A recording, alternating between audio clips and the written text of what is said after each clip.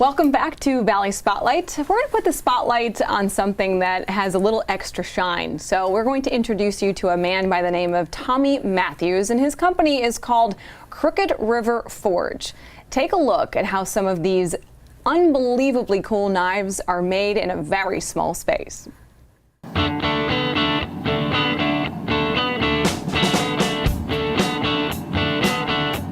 It's here, in a small town in West Virginia, just south of East Liverpool, where Tommy Matthews perfects his craft.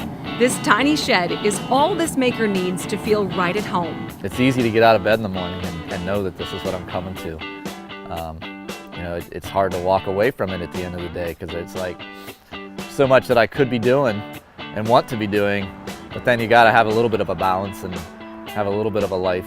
Tommy spent 10 years in the military and fought in Desert Storm before finding a civilian job as a sales manager for a steel company. When hard times hit, Tommy went all in on perfecting the craft that he loves. That decision was made for me, so I don't know that I could have ever just quit my day job and done this full time, but when I was presented with that, I just thought, you know what, I'm gonna give it a shot. All I can do is fail, and I failed before, so. That's when Crooked River was forged. The love for making just kind of came to me out of necessity for myself. Like, I could never afford high-end furniture or really nice cutlery. So when I made that first knife, I was like, wow, man, I just feel like I could do this.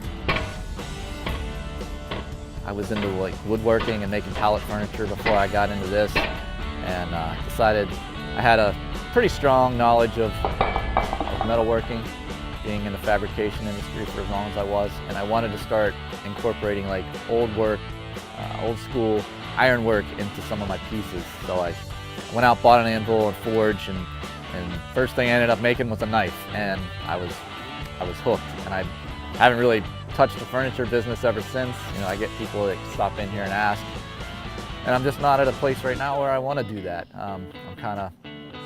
I love working with knives because it lets me work with the three medias that I love the most, which is metal, wood, and leather. And it's such a variety to get to. If you get burned out with grinding or pounding or working with the wood, you switch over. I'm going to go work on some leather for a little while and sit down, chill out. Tommy has taken his hobby and turned it into a successful full-time business and has sold knives all over the country. I think I'm getting really close to getting all 50 at this point.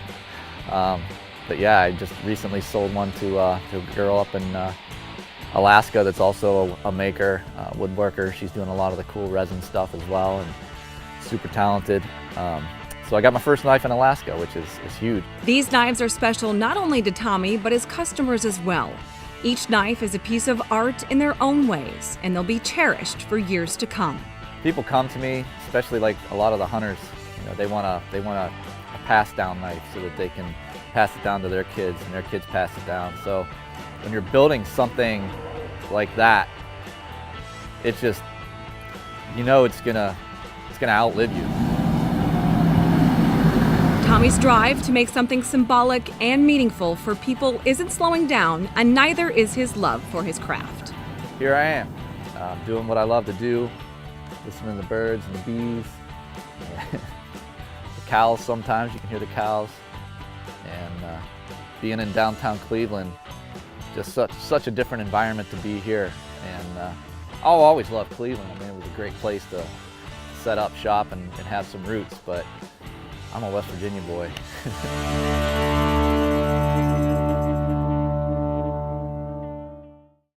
And Tommy has had quite a bit of success. He actually won the show called Forged in Fire on the History Channel. How cool is that? Yes, he did, season 5. So congratulations to him, and unbelievable craftsman.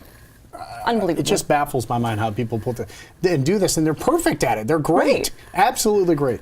And a lot of chefs use his stuff, including Chef Mark Antonetta. Well, there you go. If you like this video, subscribe to Valley Spotlight on YouTube, and be sure to click on the notifications bell so you know when we've got some new stuff. You also can like us on Facebook, follow us on Instagram and Twitter, and subscribe to us on Vimeo or our Roku channel.